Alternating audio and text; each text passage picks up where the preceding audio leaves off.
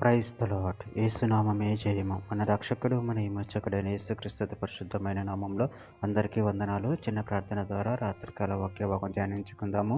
పరిశుద్ధుడ మహాగణుడైన దేవ యేసయ్య, సర్వాధికారినైన మీకే వేలాది వందనములు, కృతజ్ఞతాస్తుతి స్తోత్రం చెల్లించుకుంటున్నాను దేవ రాత్రికాల సమయంలో ప్రభు వాక్య భాగం ధ్యానిస్తుండగా వాక్య భాగం మాకు అర్థమూట్లు సహాయం చేసి మీ కృపలో బలపరిచే మీకు మాదిరిగా మమ్మల్ని నడిపించమని చిన్న ప్రార్థన యేసునామంలో అడిగి వేడుకుంటున్నాను తండ్రి. Amen amen. సామెతల గ్రంథం 18వ అధ్యాయం 15వ వచనము. జ్ఞానుల చెవి తెలివిని వెతుకును, వివేకము గల మనసు తెలివిని సంపాదించును. ఆమె దేవుడి వాక్య భాగం దీవించును కాక.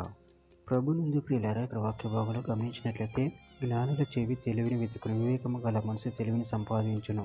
అదేవిధంగా వాక్య భాగంలో గమనించినట్లయితే సామెతల గ్రంథం 1వ అధ్యాయం 5వ వచనంలో జ్ఞానము గలవాడు విని పాండిత్యం వృద్ధి చేసుకును, వివేకము గలవాడు ఆలకించి నీతి సూత్రమును సంపాదించుకును. సామెతల గ్రంథం 4వ అధ్యాయం 5వ వచనం జ్ఞానం సంపాదించుకును, బుద్ధి సంపాదించుకును, నా నోటి మాటలను మరొకము, వాటి నుండి తొలగిపోకము. సామెతల గ్రంథం 4వ అధ్యాయం 7వ వచనం జ్ఞానం సంపాదించుకున్నట్టే జ్ఞానమునకు ముఖ్యాంశము, నీ సంపాదన అంతు ఇచ్చి బుద్ధి సంపాదించుకొనుము. సామెతల గ్రంథం 9వ అధ్యాయం 9వ వచనం జ్ఞానము గల వానికి ఉపదేశం చేయగా వాడు మరింత జ్ఞానం నందును, నీతి గల వానికి బోధ చేయగా వాడు జ్ఞానాభివృద్ధి నొందును.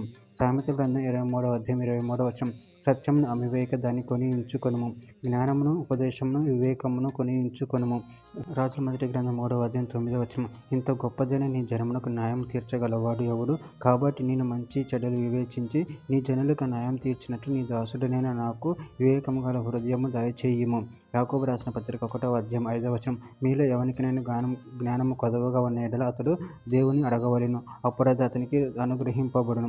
ఆయన ఎవరిని గద్దింపక అందరికీ ధారాళంగా దయచేయువాడు. సామెతల గ్రంథం 15వ అధ్యాయం 32వ వచనం శిక్ష నొందనల్లని వాడు తన ప్రాణమును తృణీకరించును, గద్దింపును వినువాడు వివేకి అగును. కీర్తన గ్రంథం 119వ అధ్యాయం 102, 103 వచనాలలో నువ్వు నాకు బోధించితివి కనుక నీ ఆయుధులు నుండి నేను తొలగకున్నాను. నీ వాక్యములు నాకు జిహ్వకు ఎంతో మధురములు, అవి నా నోటికి తేనె కంటే తీపిగా ఉన్నవి.